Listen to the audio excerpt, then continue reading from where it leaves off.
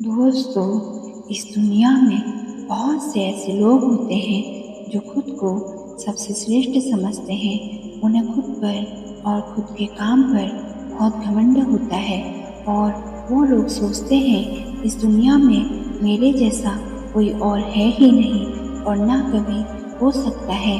वह जो हैं हम ही हैं। आज की कहानी भी एक ऐसे मूर्तिकार की है जिसमें घमंड की भावना जागृत हो गई और वो खुद को बहुत श्रेष्ठ समझने लगा। लेकिन जब उसका अंतिम समय उसके निकट आने लगा तो शुरू करते हैं आज की कहानी। एक गांव में बंसी नाम का मूर्तिकार रहता था। वो अपनी मूर्तिकला से बहुत ज़्यादा प्रेम करता था। इस प्रेम के कारण उसने अपना पूरा जीवन मूर्तिकला को समर्पित कर दिया था। वो इतना निपुण हो गया था कि उसकी बनाई हर मूर्ति दिखने में बहुत ज़्यादा आकर्षित लगती थी और जिंदा प्रतीत होती थी। बंसी की बनाई मूर्तियों को देखने वाले लोग उसकी कला की बहुत प्रशंसा करते थे। बंसी की कला के चर्चे उसके गांव में ही नहीं बल्कि दूर दूर के शहरों में भी होने लगे थे। ऐसी स्थिति में जैसा सामान्य रूप से होता है वैसा ही मूर्तिकार के साथ भी हुआ। उसके अंदर घमंड की भावना जागृत हो गई। वो स्वयं को सबसे श्रेष्ठ मूर्तिकार मानने लगा।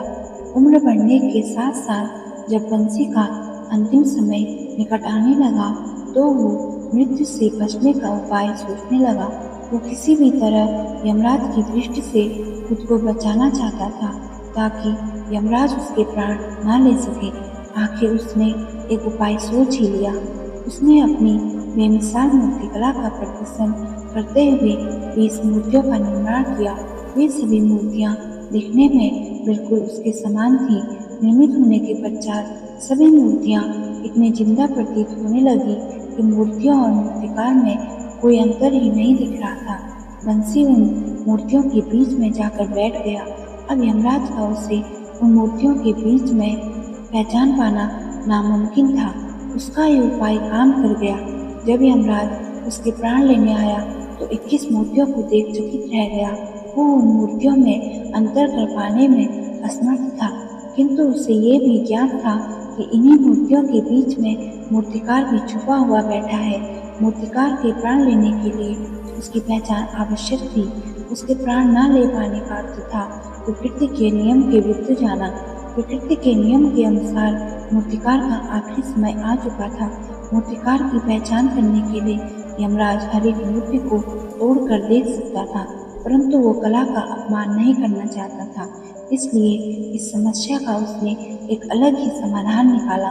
उसे मूर्तिकार के घमंड का पता था तो वो उसके घमंड पर चोट करते हुए बोला, वास्तव में सभी मूर्तियाँ कलात्मकता और सौंदर्य का अनोखा संगम है, परंतु मूर्तिकार एक गलती कर बैठा।